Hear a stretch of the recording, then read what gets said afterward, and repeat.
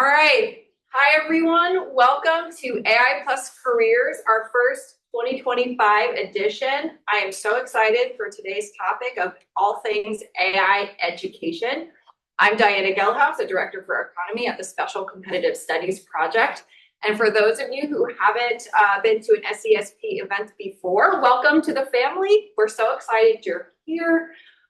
We are a nonpartisan, nonprofit, tech-first special project, and we are really studying the techno-economic strategic competition, and we are driving recommendations that advance the objective of the U.S. maintaining its status as an innovation power.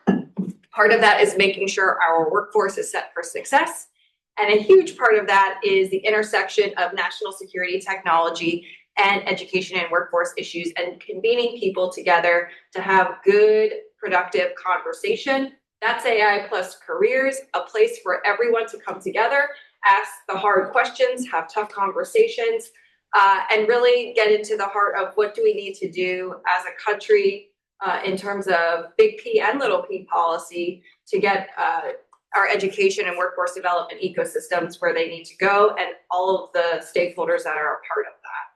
So I am going to not read bios, but I am going to kick off our amazing discussion. Today we have Pat Yongpradit, the Chief Academic Officer for Code.org. We've got Victor Piotrowski, a Senior Advisor for Cyber and AI at the National Science Foundation.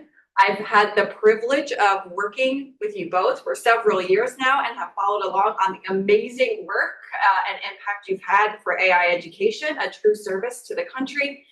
So let's just jump in. We've got a lot to cover. And I always start off AI Plus Careers with, tell us about your story. So again, instead of reading your bio, please share your journey, how you got here, what made you passionate about AI education, and what are you up to these days? And we'll start with you, Pat. Okay. Hi, y'all. I just want to warn you, I'm a former teacher. And I understand it's past 5 o'clock, so I'm going to try to involve you all right? Starting with any educators or former educators here? Okay. I'm semi-educated. All right, I have a PhD in history, and I work as an academic and career advisor. Wonderful. That's awesome, Saeed. So no middle school teachers here, though, right? They're the hardest working people. Actually, elementary school teachers are the hardest working people. Middle school teachers have the hardest job. And I used to be a middle school teacher, and then I was a high school teacher. For 13 years, I taught special education science and computer science, middle school and high school. And then I've been at Code.org for 12 years, leading a variety of things from curriculum development, professional learning, dabbling in government affairs, even being a lobbyist. And for the last 2 years, I've led an initiative called Teach AI. My journey is very simple. It's all about impact at scale, whether scale being like an individual kid in their life trajectory and their whole family tree, or scale like just pure numbers. And when it comes to AI, super excited to be leading this initiative. Teach AI is led by a steering committee of Code.org, ETS, ISTE, Khan Academy, and the World Economic Forum, plus 170 government agencies and organizations. Google, Amazon, Microsoft, OpenAI, blah, blah, blah. World Bank, Inter-American Development Bank, CCSSO, policy folks, et cetera, et cetera. How do we get all these people together, including 44 of the US state education agencies? Because they're all interested in this AI thing, and that's what, including that person online. Hi, people online. So we're all excited. We all want to hear about AI and education specifically. We all have concerns. We understand there are probably some benefits, but how do we get to those benefits without encountering some of the risks as well? So I'm excited to talk about this topic today, and please have some questions on your mind because I'd like to hear them even before the end. All right, Victor. So Victor Piotrowski. As you can tell probably from my accent, I was born not in this country. I'm originally from Poland. Came back. Cześć. I came here just before the Berlin Wall fell. So I sometimes joke I was holding that system. Once I left, everything collapsed. Spent about 25 years in academia, essentially focusing on computer science education.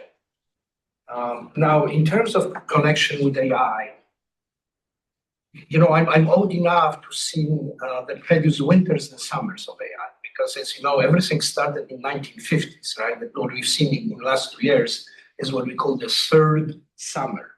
It was a summer, winter, and now people say this summer will last forever, right? That's all.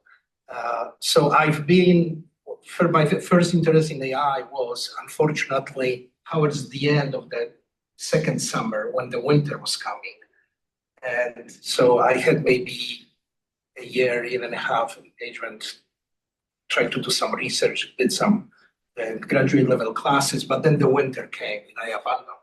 The problem was not that the ideas was not right, they were right, because the neural networks, right, existed, except the neural networks need more data, more compute, more parameters, right? And at that time, that compute was so weak that you could only get such a toy examples. It was difficult to believe, something comparable to human intelligence might happen. So forward, left academia and came to the federal government. National Science Foundation is a relatively small agency, but it's funding 80% plus of research and education in computing, for example. 80% of this comes from our agency. So I've been focusing for 16 years on cybersecurity education and workforce development. And at some point, AI, 2018, 2019, AI became a tool that became more and more used in cybersecurity. So I started doing both. A year ago, decided it's not enough hours in a day to do both. So gave up cybersecurity. Now I'm focusing on AI education workforce development.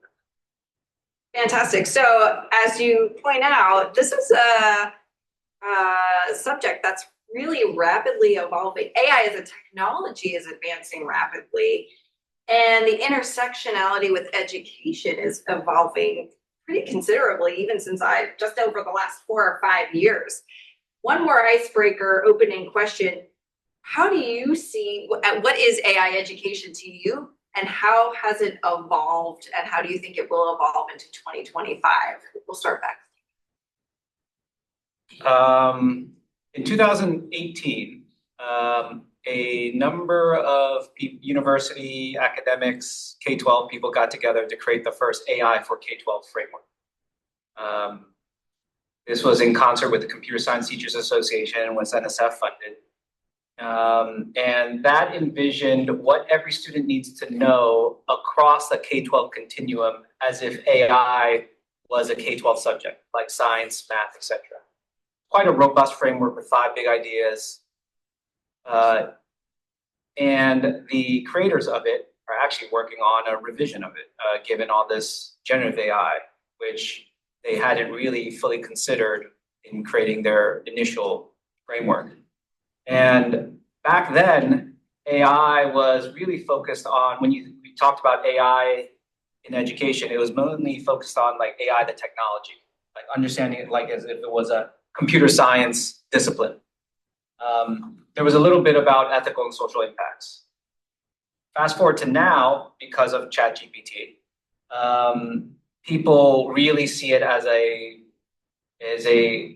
realistic education tool. They also see the risks. For example, there are a lot of concerns from educators that kids will just be cheating and getting answers very quickly. And so AI in education now is composed of 2 buckets. I'm going to give you a primer in case you ever need to talk about AI in education. It's teaching with AI and teaching about AI. The teaching about AI, that's an AI for K-12 stuff. But it also includes concepts from statistics, includes concepts from data science for sure, engineering, and obviously computer science as well. That's the teaching about AI side. The teaching with AI side is more of the education technology aspect of AI, which is now a reality where it really wasn't a reality as much before for like everyone. And that falls into three buckets itself: school management and operations, teacher support, and then student learning. I left student learning last simply because that's the riskiest use case category for AI in education. Whereas the first one, school management and operations, that's the low-hanging fruit because it reflects years of business practices anyway. Like you have a much larger ecosystem and community surrounding those types of use cases versus the very like untested and unevaluated student learning uses. So there are still some shining examples even early on right now. So that's how I think about AI in education. Thank you for making that distinction. So for me, the biggest promise of AI in education, I think it's something that I was very passionate for many, many years, and personalized or adaptive learning. So usually, like when I was a professor at the university, I had 100 students in some auditorium, but I was teaching to the non-existent average, right? For some was too fast, for some was too slow, no other choice. And over the years, I look for different technologies, how we can individualize, how we can do this, in adaptive way, have some measure how much you learn and give you the proper next steps and so on. So internet, when we said the asynchronous learning and so on in early days, in the early 90s, I think I probably did the first in the state of Wisconsin, like an online course targeting from all the audience, people in prisons, for example, but not the correspondence with the paper, right? But using the new medium. So that asynchronous, right? So somebody will spend a little bit more on that module, somebody less, and then quizzes a little. The old days, you have to remember, there were books that were called programmed learning. When you read something, there was a question, say, if you answer A, go to page 95.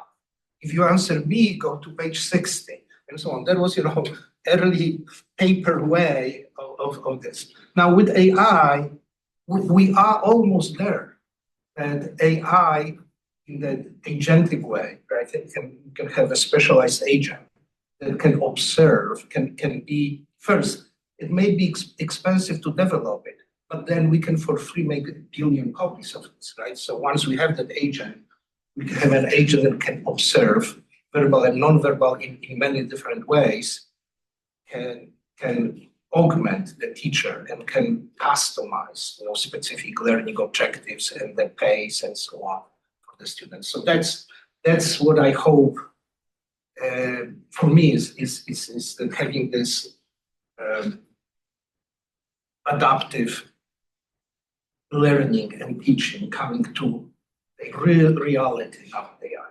So let me just follow up on that quickly, because you mentioned agentic AI, and I think people are still wrapping their arms around LLMs and Gen AI, and what does that mean for me as an educator, as a student, as a school administrator?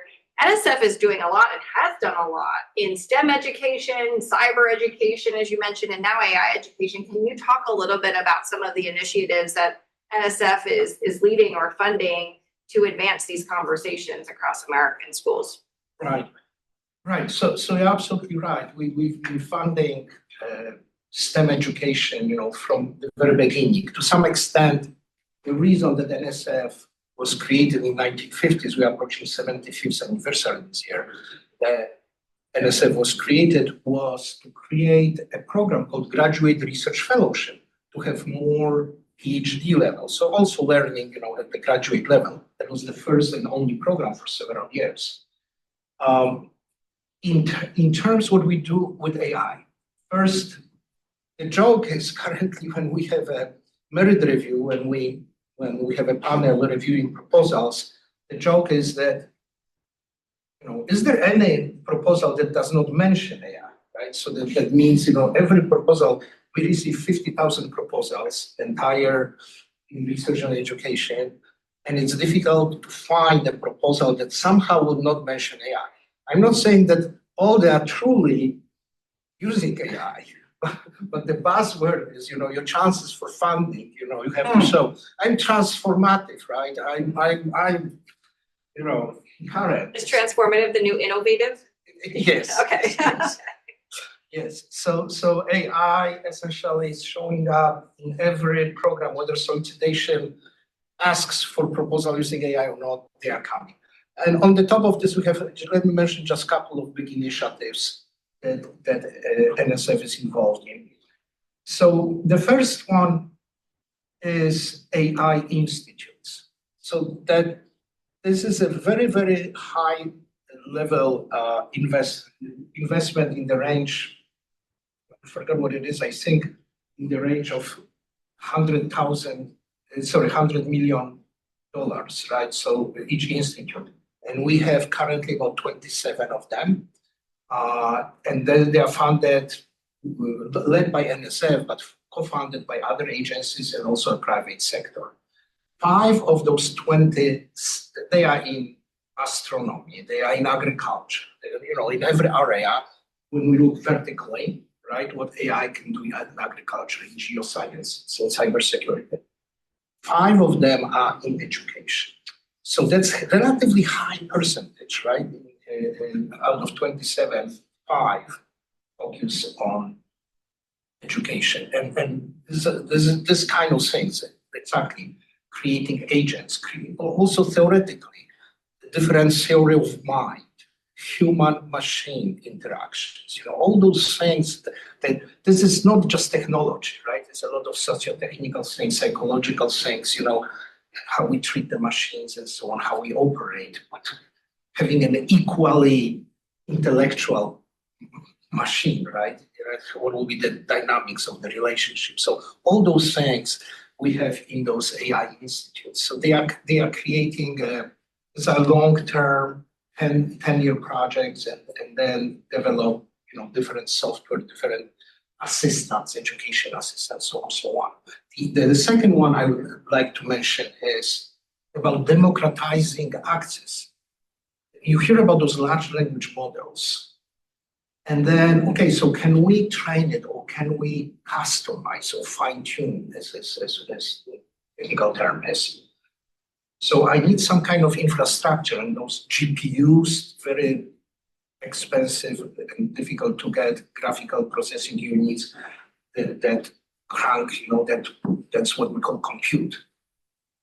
These days, to train a model, $100 million is not shocking price. Depends on the training of the model, of the large frontier model.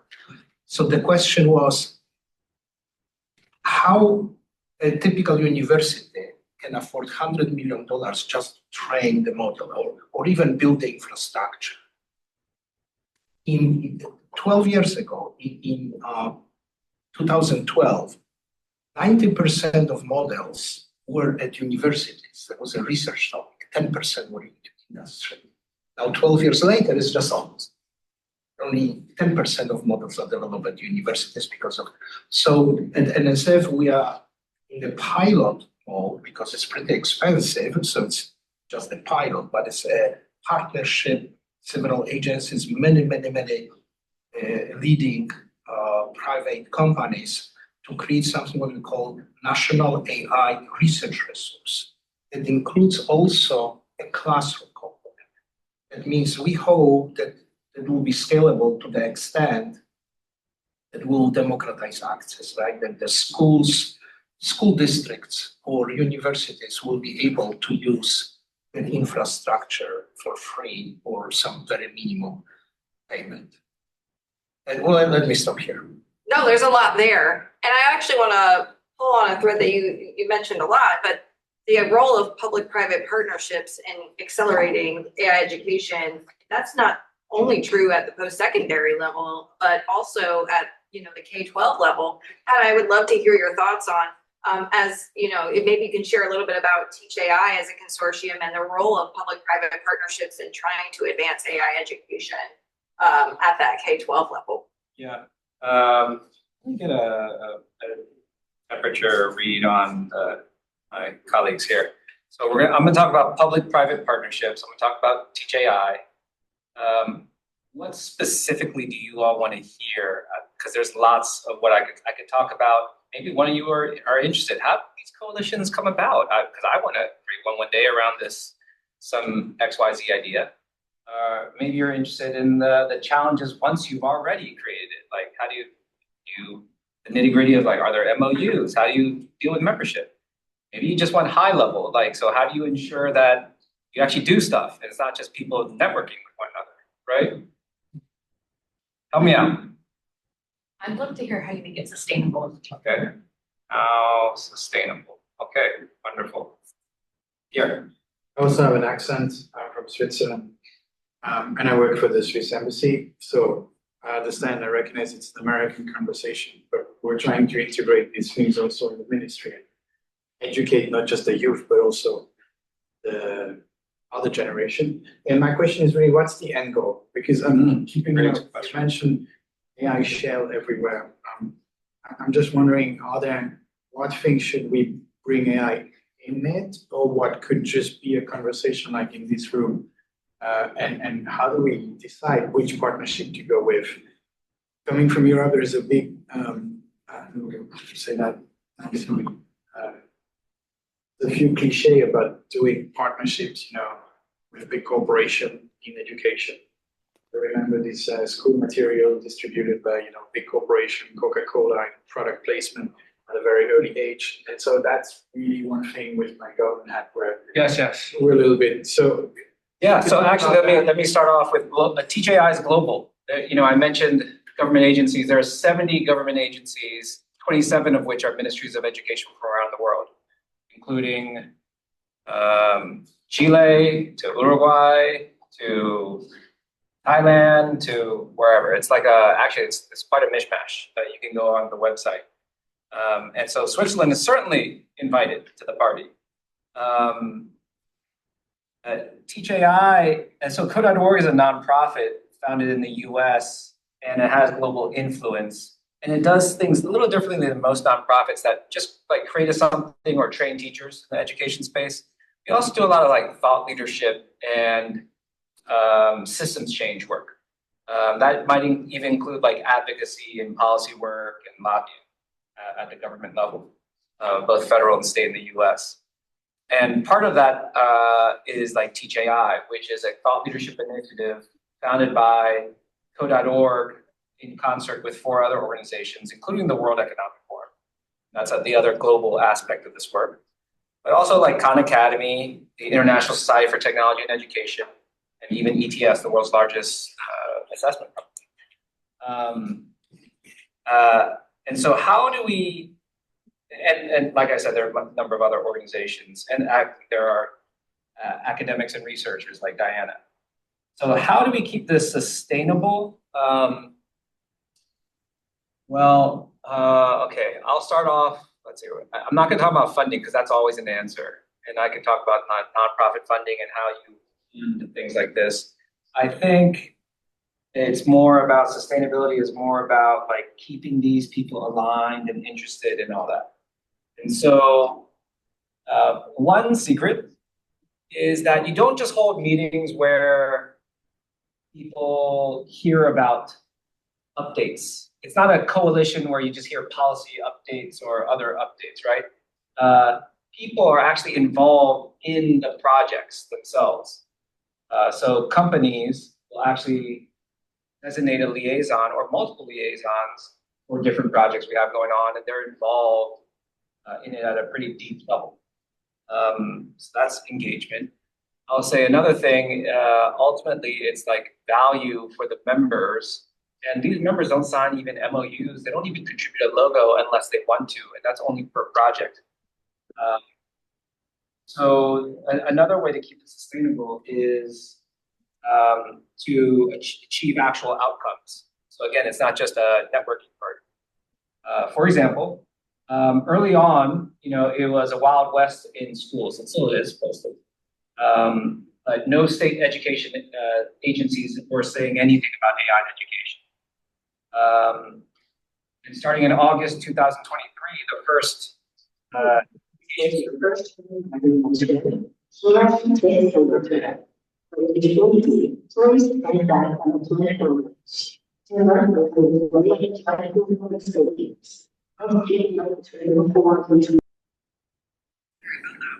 so Oregon published AI guidance, and then California did, and then after that, we released the toolkit, and then 20 plus other states did as well.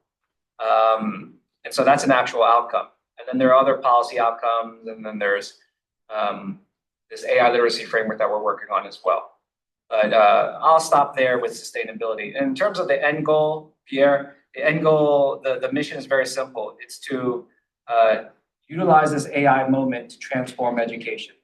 I know that sounds like a tagline, but it's serious in that it's about, it's not about integrating AI in education. It's about improving education using AI.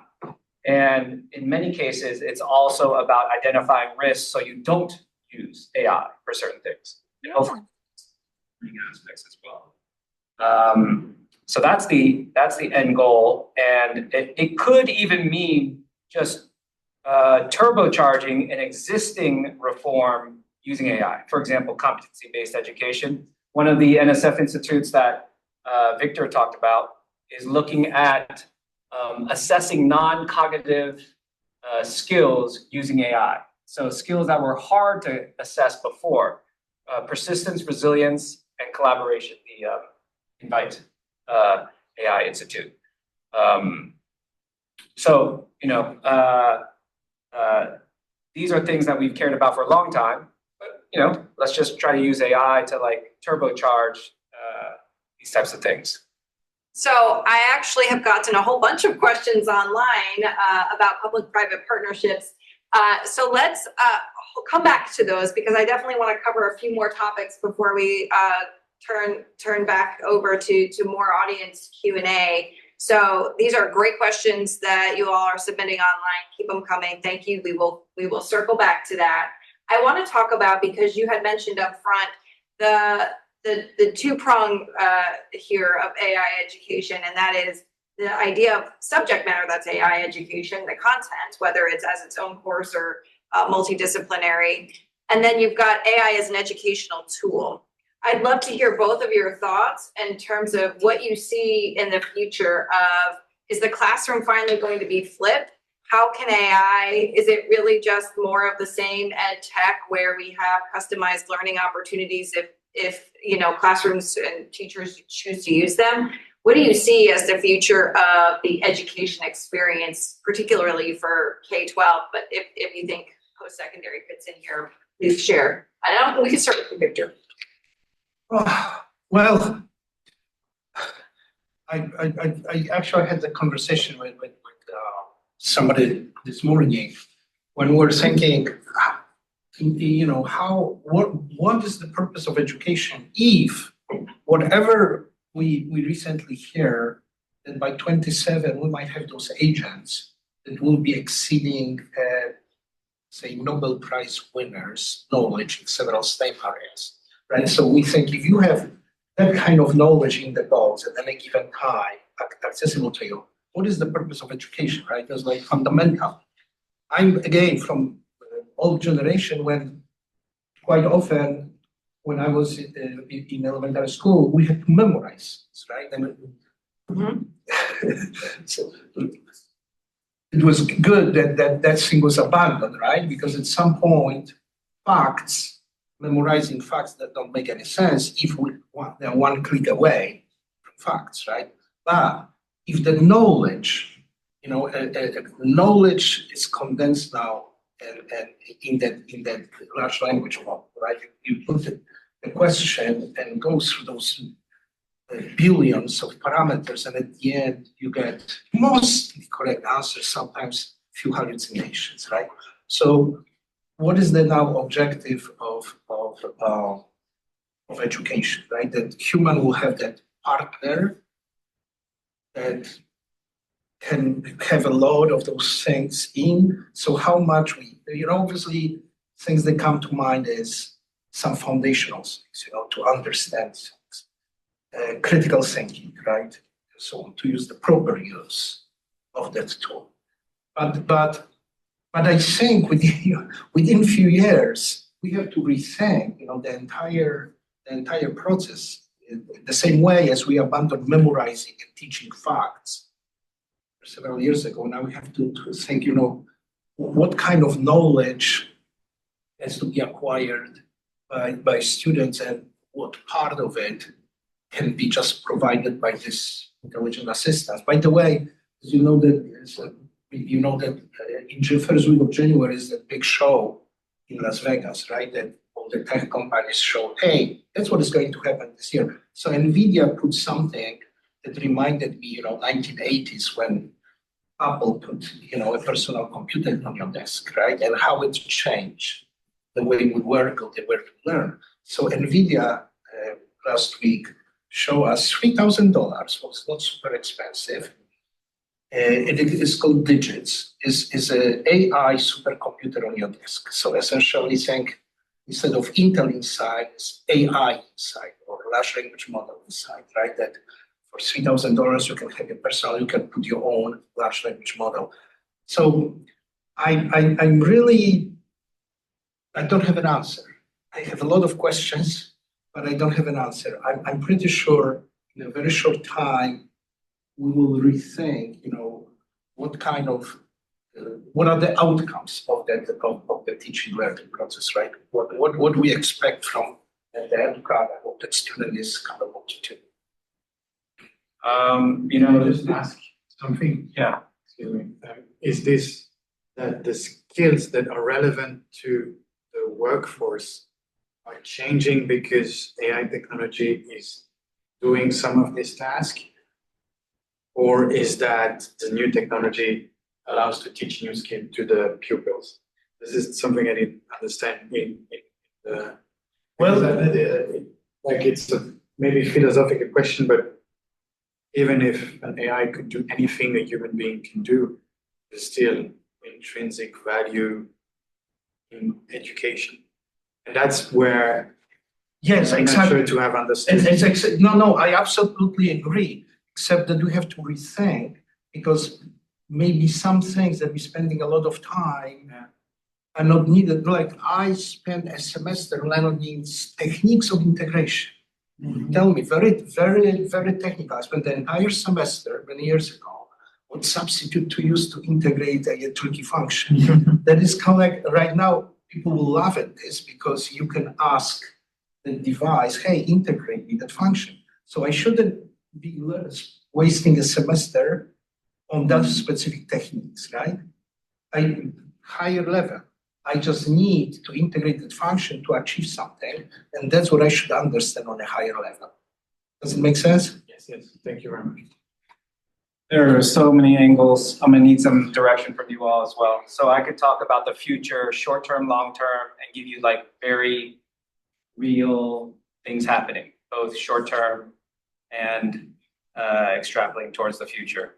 And then, but I could also step back and talk about key roles that students need to learn to adopt that actually apply to you all as well. I, as moderator, both, because this is being recorded and it's going to be distributed to a larger audience who is going to be very curious about Okay, I just if you want me to go a little bit deeper per an example, let me know. I'm gonna start off with roles because that's pertinent to the adults in this room. There are 3 roles that I want you to think about adopting as you think about being more effective or evolving yourself, adapting in an age of AI. The first role is being a conductor. This answers Diana's questions about these agents, right? So an agent's an agent. Like you all know the definition of an agent. It's different from chatbots these days because chatbots, they spit out information just like a search engine, right? They just use actually search engines are very similar using AI now as well, but and they were using a different type of AI. It gets very technical. Let's just say that search engines and chatbots, you put in something, you get something, but you still need to do something with that. An agent will actually do that thing for you. They might schedule an appointment for you, whereas before, now we use like Calendly, and someone clicks on something and then something pops up, right? You could literally just tell your agent, talk to whoever and find me like an appropriate time that works for both of us. So that's an agent. And so being a conductor means conducting multiple agents towards a common goal. Everyone now is a manager. We're not all individual contributors anymore. And being a manager and being an orchestra conductor is like a vastly different way of thinking about achieving tasks than I just do stuff, right? Like myself. So that's number one. Everyone needs to think about being a conductor, and certain people need to be different people will need to be a conductor to different levels depending on their role. The second role is being a connoisseur. So like Victor said, there are these things called hallucinations, which we all know as like just false information, misinformation, whatever. And you need to remember that hallucinations come with large language models. That's like the point of a large language model, to create these things. Sometimes it leads to misinformation. Sometimes it leads to a funny rap, which you actually wanted, right? And it's your job to be a connoisseur of information. So a lot of people think, oh, wow, I'm not going to need to know lots of stuff anymore because chatbots can put it out for me. Actually, now with this tool where you can be an expert in so many things, it requires you to know a lot more about things, to be able to even evaluate these things. It involves a different level of subject matter expertise, I would say. A connoisseur is like an editor. Imagine that everyone became an editor of text rather than just a writer. In fact, that's kind of happening right now because we can use ChatGPT to write stuff, and then we need to edit. Editing is a different skill than writing. And obviously, so then do we not learn to write anymore? No, you need to learn to write to be a good editor. Do you need to learn the same types of writing things that we did 30 years ago? No. We'll cut some stuff, de-emphasize some stuff, and we'll emphasize some other aspects. That's the rethinking that Victor was talking about. And then the third role is co-creator. Like everything that we're going to doing, it's so cool. Like we're going to have these things around us all the time, built into every single technical software experience that we have. And we're going to have to co-create with these things and understand their strengths and limitations and when to use them, when not to use them. That's the whole conductor role. Basically, your skill set just needs to reach, 1-2 levels higher now. So as humans, we're called higher.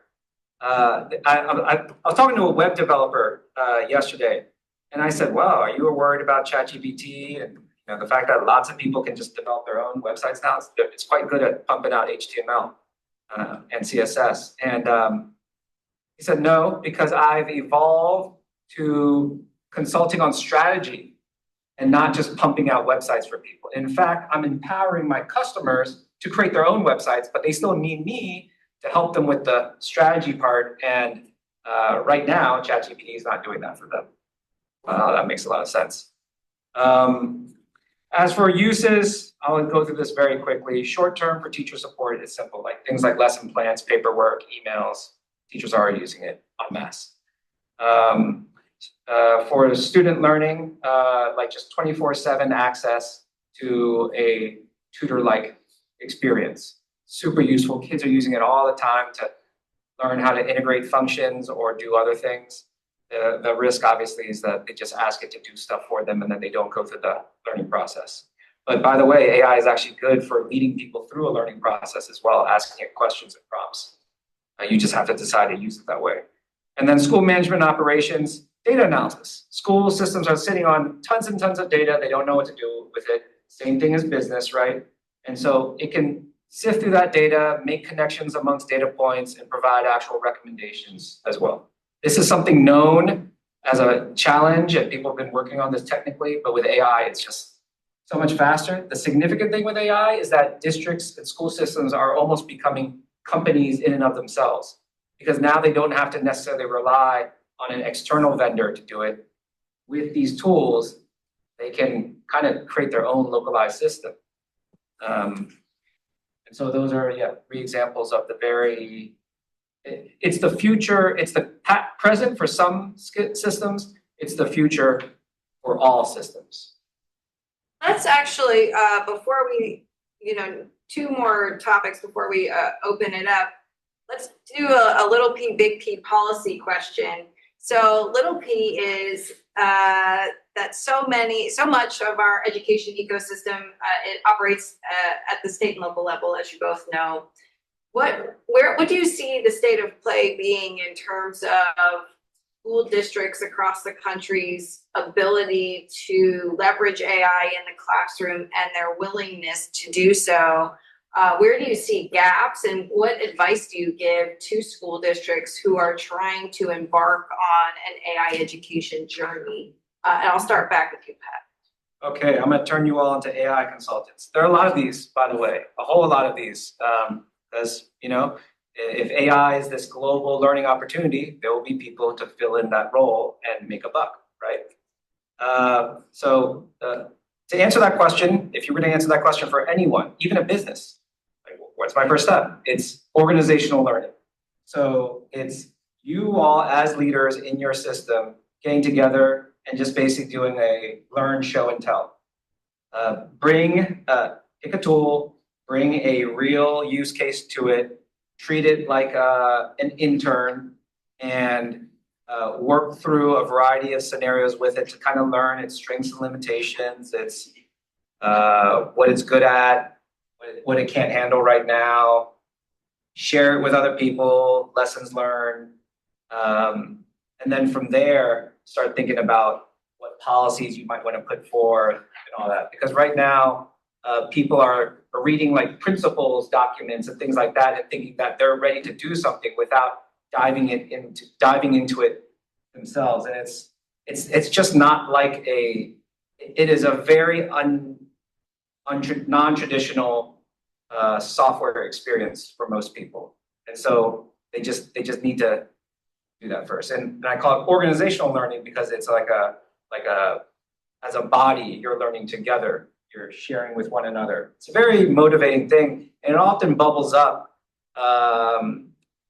key leaders in your organization who you can lean on for future trainings or whatever. So I would call that the first step. Do you have any other thoughts on that? Well, I usually work with the post-secondary schools. So I probably not much to add. Well, even from a post-secondary context, right? That is a very complex infrastructure when it comes to community and technical colleges versus four-year public, four-year private, for-profit, right?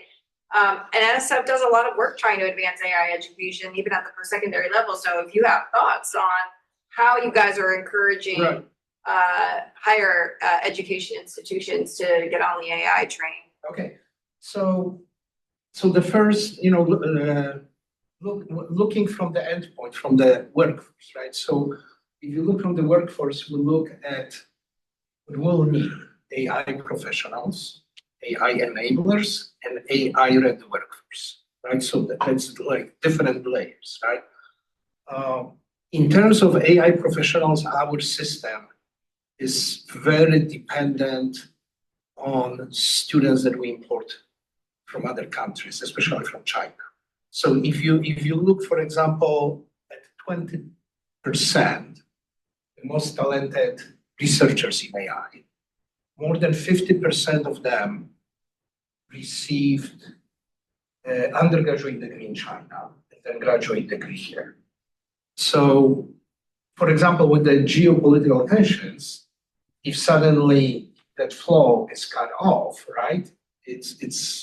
We don't have currently enough pipeline created going all the way to K-12 to have that internal talent, right? So looking at the very high level, graduate thing and so on, and the biggest challenge is to nurture more US talent. It's starting with STEM, but in a cybersecurity and AI, and it's getting more and more challenging.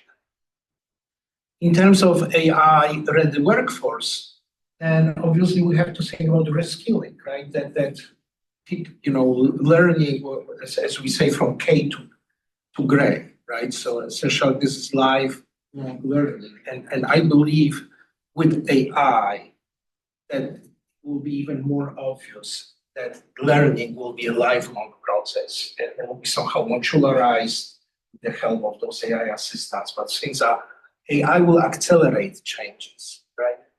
And so that means people will have to adapt even faster to new things. Like the old saying was from maybe 15 years ago that you will have 7 jobs during your lifetime. Who knows, maybe you will have now 20 jobs during your lifetime. And those What changes, is a job? Yeah, what is a job exactly? In terms of how to approach this, the first thing was I cataloged and I know that I was writing that report to Congress, right? So I was cataloging all the schools that currently have a formal AI programs. That was about 1.5 years ago. So I found very, very few programs. I found less than 200 formal programs in AI at that time. And what was obvious is the digital divide becomes even deeper with AI. We have a classification of universities, and the highest level is called R1, Research Intensive Universities, Carnegie classification. There are only 147 of them. Out of 4,000 plus higher education institution, we have only 147, those are R1, the cream of the cream at the top. So among those universities, when I created the catalog, 60% of them had already a formal program in AI. But then going to the other end, the schools that offer only degrees, maybe the highest is a master's degree or bachelor, and don't have intensive research and so on, less than 2% of those schools have anything formal in AI. What are those called, the category for those? Well, we call them non-R2. Non-R2. Because it's R1, R2, like high intensive research is R1, that is R2, is intensive research, there are non-research universities. They can have occasional PhD programs. Non-R2, right, okay. So less than 2%. And if you look even deeper to, for example, tribal colleges, 0. I couldn't find a single tribal college or university that has anything formal in AI, and so on and so on. So this just shows that AI becomes more dividing, right? Because it's more expensive. And then here we come to one fundamental, I think Pat agree with me, that the biggest challenge that we'll have in the near future will be the lack of teachers and professors at universities. We currently in Northern America, Canada, US, and Mexico, we have about 440 plus minus doctorates in artificial intelligence. 10% of them, so about 40 people, go as what we call a tenure track faculty to universities. So think about this. We have more than 4,000 institutions. We are feeding a year 40 new PhDs that instead of going to Google's and Amazon's, will go and will be professors of AI. So 40 of them at the time that everybody would like to create a program in AI.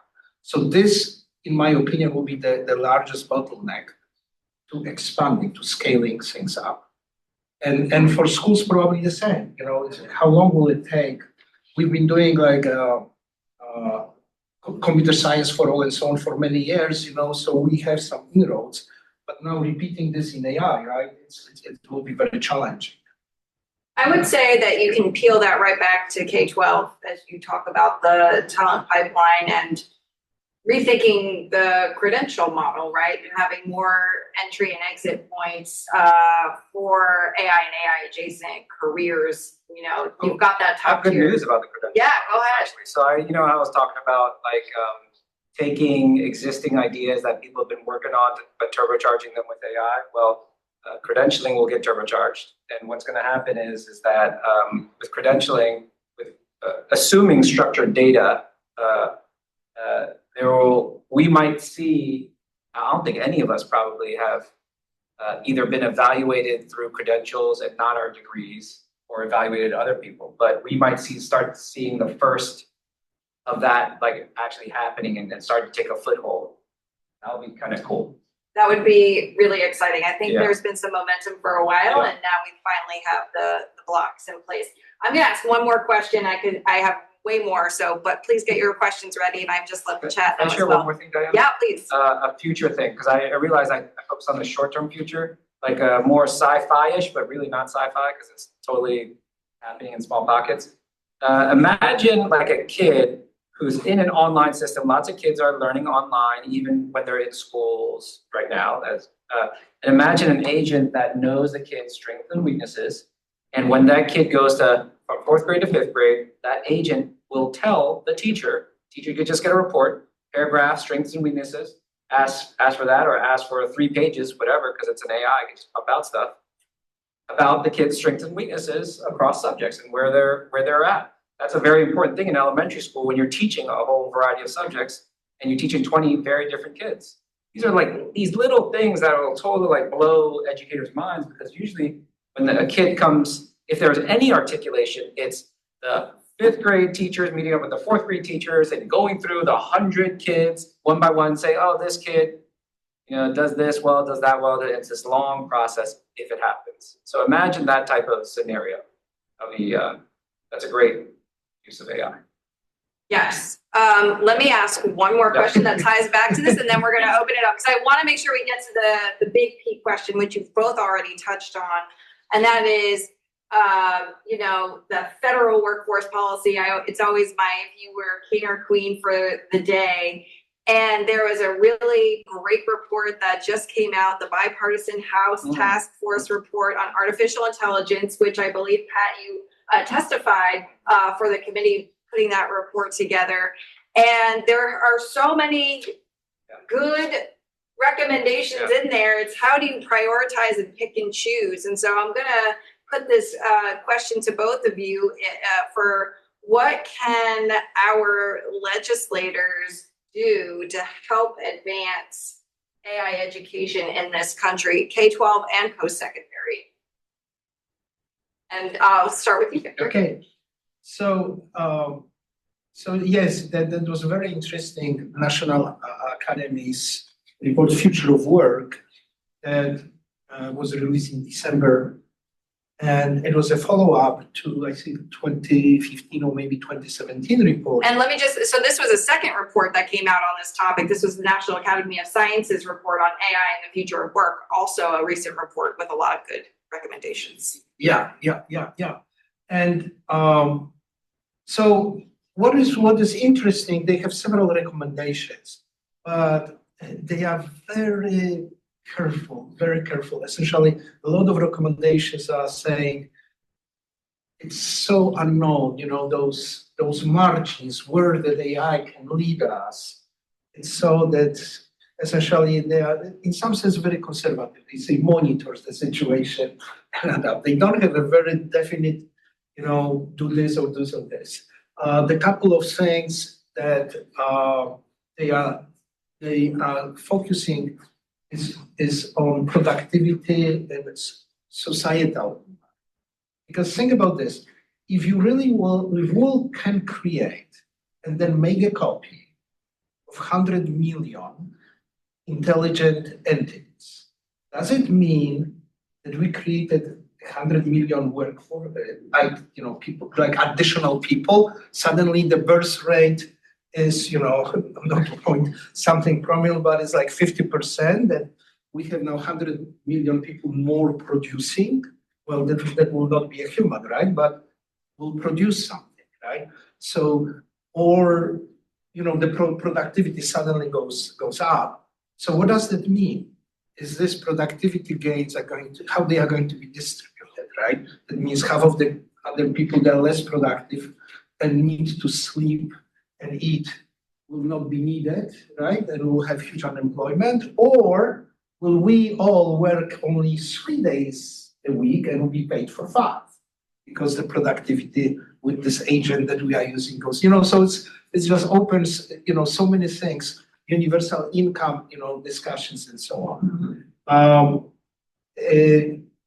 And also, question about education, right? So essentially, they are absolutely, with all those unknown and all the risk and ethical issues, there is no doubt, and they are very strong on this, saying there is no other way. We have to integrate AI in our educational system. And also, we have to try to embed AI into business processes, because otherwise we lose competitiveness. And I think that's SCSP is about competitiveness. We have something to do with that, yes, Yes. in our mission. So, Yes. so the competitiveness and also geopolitical issues, right? It's almost, there is no choice. If for whatever reason we say, hey, let's slow down, let's be very careful, it's almost impossible now because some adversary might do it and then gain, global advantage. If this question was for another country like Poland or a system that was more centralized, I would simply say that the federal government just needs to kick up a national AI literacy campaign for its teachers and students. In the US, the federal government can do that only through like grants because it cannot control like state standards or anything like that. It's a state game. So I would, if I was king of policy for a day at the federal level, I would just use existing grant programs and add AI as a competitive or absolute priority to those existing grant funds. By the way, the Trump administration first go around actually made computer science education in one go an absolute competitive priority, which means you add it to your grant and you are more likely to get your money. And then it was an absolute priority. A total of $200+ million coming out of the Department of Education to support computer science education. I predict this year, this go around with the Trump administration, we'll see the same thing at the Department of Ed.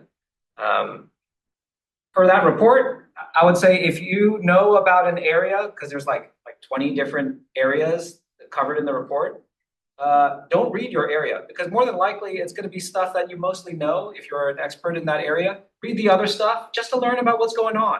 And that's advice from a colleague of mine, Jeremy Rochelle, who likes to read reports like these. He works at Digital Promise. And speaking of Digital Promise, my favorite education resources coming out of the government actually come out of the US Office of EdTech. And they just put out a resource just today. You can check out my LinkedIn. I talked about it. It's about post-secondary institutions and a guidance for them. This stuff is like phenomenal stuff. And I am seeped in this stuff. And I still learn so much from these reports. And then lastly, because education is a state game, I would follow the lead of states like California. They at first, a representative, his name is Mark Berman, he's representing Silicon Valley, surprise. He put forth a requirement that the Department of Education in California had to include AI literacy in standards. That had to be walked back because even state governments don't like, state departments of education don't like being told what to do by legislators. And so it got walked back to the requirement for the Department of Education to consider AI literacy in the revision cycles for the 5 subjects. And there's actually 5 non-technical subjects. It's like English and other things, math and stuff, not computer science, because computer science already had AI stuff. And so that's a easy enough policy for states to adopt. And honestly, if a state has to consider it, more than likely they're gonna add it. They're not gonna be like, no, that's the future. We don't care to prepare our kids for the future. But it's more palatable for state legislators to get passed and the governor to sign. Great insights. Thank you. Let's open it up. I've got one question online already. So let's start with, can you please introduce your name, your affiliation, and your question? Thank you. I am Saeed and I work as an academic and career advisor for STEM students at the college in DC. My question is about behavioral change in AI. So, because at the end of the day, even if you build 100 million AI machines, NVIDIA makes them, still individuals need to adapt in their lives and in the human lives. And so the states can adopt all these policies, but if the teachers are not on board, it's not going to work out. I talked to a lot of R1, university professors. They are still telling me stories of how they fight with AI, how they catch teaching. One of them said he's now doing only oral exams. So the mentality is not like Copilot having AI. The NFS grants, the applications, people who come there, it's a different population. Those are, AI enablers or AI builders, as you mentioned, not like people on the ground. So how do we go there? Because, and also the consequences of this for the workforce. Because teachers, for example, from a different generation, students are from a different generation. Students are learning very fast. I see this all the time. And if the teacher is not there, how are we going to even teach them? In the companies, the workforce outside the schools, not the students, generational differences, like when someone adopts the AI a lot and creates high productivity work, it doesn't look good always if organizationally not everybody is doing this. It creates a lot of inner tensions in the organizations. So what are the consequences? How to manage this process at the individual company and nation state level, and it will have huge consequences in the long term. You are from Poland, and I studied Eastern Europe, for my PhD thesis. We know how the things worked out for Poland when it didn't make the right decisions, or it didn't follow the trend in Europe, absolutism and central control, and went all 500 electors. We know what happened, Russian occupation, and I think AI will bring the same challenge for the nation states. So if you don't follow, so both of you great points. How to translate this into action, how to bring about this change, thinking about the humans and the need for behavioral change, mindset change for the individuals. Thank you. Well, so I absolutely agree that AI is interdisciplinary. We cannot look only at the technical layers. It's a very socio-technical issue. And so on. In terms of how you adopt this in an organization, school or business, well, I like a layered approach. So that means you have policy issues, right? So that will be that layer of policy issue, policy making and so on. Those people have to be taught or learn AI in a different level. And you have a little bit technical. Maybe you look at business model, you look at the processes, and you think, can I create an AI model that can understand all those processes, right? So here you will have, again, different professionals, right? And machine learning engineer or software engineer and so on. And then, all the way, so the model I'm referring, I'm not going to go through all the 7 layers, but the top layer of implementing AI will be user experience. That means exactly the questions, very non-technical questions, psychology, economics, and so on. People will be afraid, is my job going to disappear? Or am I going to be better with AI, or am I going to lose my job? So that the top layer, it has to be what we call, user interaction. Means you might need a psychologist, or you might need an economist, and so on to have a message and then with them. So in other words, what you describe as that's very thing there are existing models that create like the one I'm referring to 7 layers to embed AI into organization. I'm going to answer the question. I agree with Victor, so I'm not going to repeat that. I'm gonna answer it by assuming you asked about behavioral change to incorporate AI in systems. I'm gonna assume that it's in a system and what behavioral change is required to have effective experiences. And the top behavior I recommend is becoming more of a skeptic and a critic of all information. We already know that with the internet, it's become easy for anyone to just post anything. We all know that.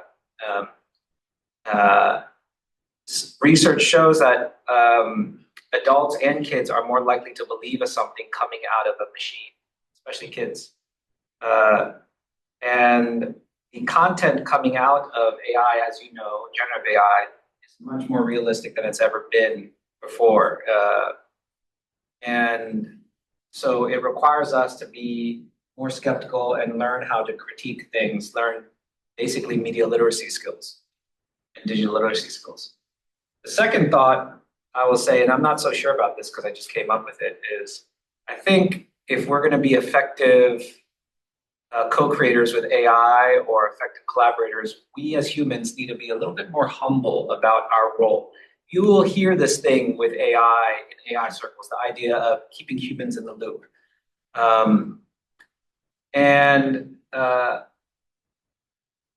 We need to understand, like, there are things that I do really well that I should continue to do, that I'm responsible for ultimately, even if the AI is helping me.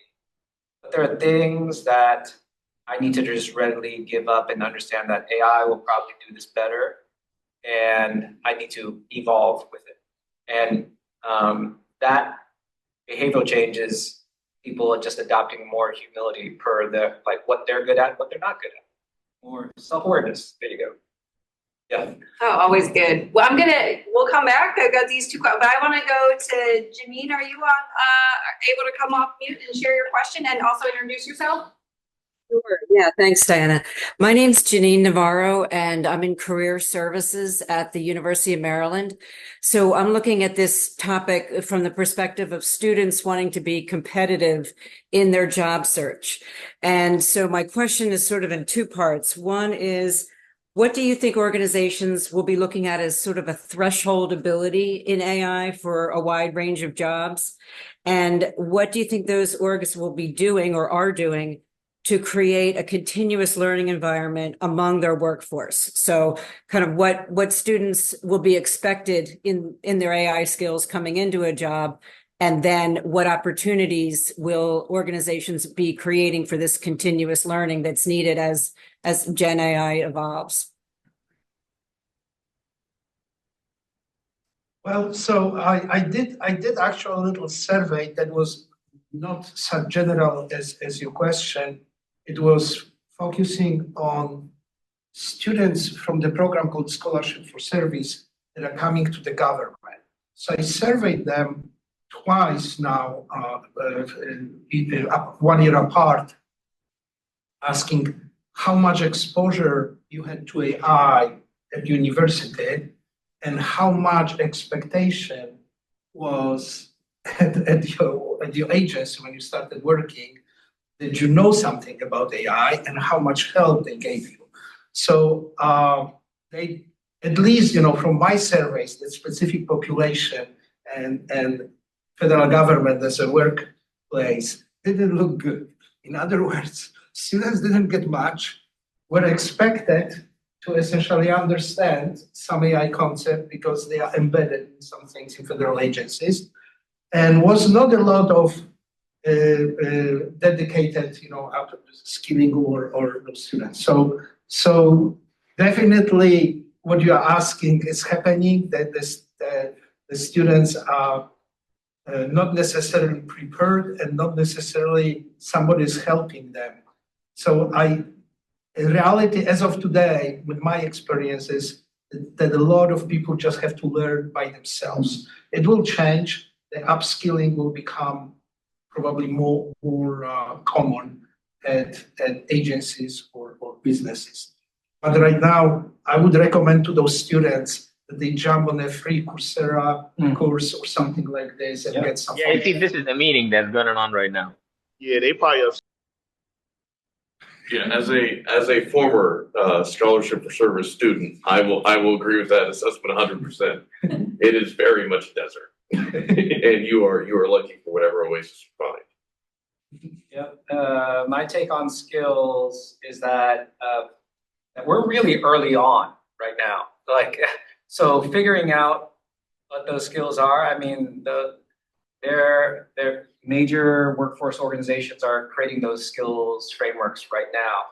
And frankly, some of them, I mean, these V1s of these skill frameworks are going to be vastly different than the V2s 2 years from now.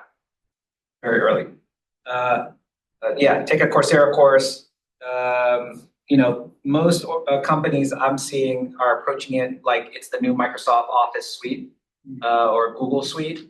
In this case, it means prompt engineering, being like It's like witchcraft, like knowing the spell, how to cast a spell to get something out of the cauldron. We also have to remember, like, no matter what, there are like fundamental skills, like beyond prompt engineering, like problem formulation and understanding when to use something, when not to use the technology. And then like the age-old stuff, critical thinking, creativity, we still see that. Like WEF just put out another, World Economic Forum just put out another 2025 Future of Jobs report. Same thing keeps on popping up from workforce roles. Critical thinking, creativity, whatever, even in an age of AI, it still matters. Okay, we're gonna go to Stephanie and then back to Lindsay. I've got a question for If you can introduce yourself, that'd be great. Hi, Stephanie, AI fellow coming from the House Science Committee. I have a question for Pat on your policy priorities. I'm gonna ask why or why not prioritize curricular development on more traditional subjects, but with a shift towards the 3 roles you mentioned earlier or something similar to that, and I can go back to that. Yes, the answer is yes. So there are 5, Stephanie, go to teachai.org/policy. You will find 5 policies that we recommend. First is the tried and true create a task force. Number 2 is what you said. It's called promote AI literacy by integrating AI skills and concepts into existing curriculum and instruction. You see that as sort of the shift in curricula towards what? I don't believe that there will be an AI literacy course that schools adopt. They're like a standalone experience. Different subjects are going to have to own different aspects of the AI pie. Computer science certainly is in the lead in terms of owning not just the technical stuff, but also like the social impact bias stuff as well. Because the tech stuff and the social impacts go hand in hand, right? You can't ignore. But then the math needs to own a piece, and that piece, by the way, is mostly in the form of data science, and incorporating that as a part of the math pathway as a legitimate alternative to like pre-cal, cal, and that pathway, right? Why did I take calculus? If I could have taken data science rather than calculus, I think most of us agree. And data science would be way more useful.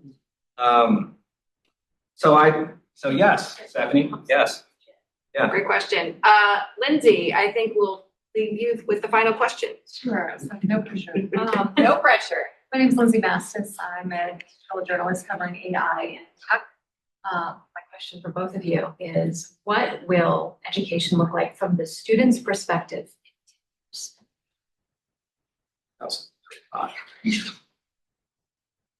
Who wants to go first? Great question. That's fine. Well, let me go first. 10 years, if you think that we are only 2 years and 40 days since ChatGPT arrived, right? It's only 2 years. And ChatGPT 2 years ago was much less powerful than it is today. Right? We see how much it's kind of like risky, almost to think will be 10 years. If we are, I'm thinking those steps that are, there are different frameworks when they talk about artificial general intelligence. This is something that the machine will essentially exceed humans' intelligence, right? In every area. And this is really not very far. Right now, the consensus is it probably will happen in 27, right? So it's a long way from 75. So we will have those machines that will reach AGI. And then once they reach AGI, we'll have acceleration. Because currently, if you think about this, we have a shortage. We have only 400 PhDs in AI. When those machines reach the level of the PhD specializing in artificial intelligence, then very likely those companies will create 100 million of them by copying. And you will have 100 million researchers in AI working on getting AI better. OpenAI has said that is a goal. Exactly, Yes. so that means, because they also, at this point, they cancel the, AGI is achieved, cancels the contract with Microsoft. It's also in financial statement. But at this point, if you think, if we were steep, once we reach AGI, again, we as humanity might say, let's stop it, put this under the cover, we don't want risk. But if that AGI now will be multiplied, we'll go to verticals. So I'm afraid in the year 3035, we'll be already in that vertical acceleration, right? So I cannot even imagine what will be 10 years from now. I think it might look like being in 1900s, thinking about year 2000. That's that 100 years there. But do you think the classroom experience will be, how different is the classroom from 100 years ago to today? I'll Do we get to see that. I'll cover Good, that part. great. So, okay, I do think that at the post-secondary level, we will actually see much more a difference between now and 10 years from now than K-12. Simply for the very reason that post-secondary institutions in the US, it's a business market. It's not like a public institution like K-12 education. It's basically a business. And because it's a business, they will change in order to get students or whatever, right? And we're already seeing a lot of radical stuff happening at the post-secondary level compared to K-12. But if I were to bet 10 years from now, Lindsay, I'm siding with Diana.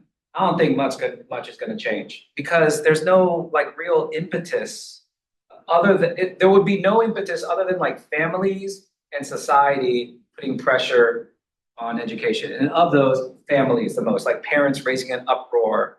And I think parents in the end just care that their kids are cared for, are busy, are engaged, like busy as a babysit, sitting, like busy.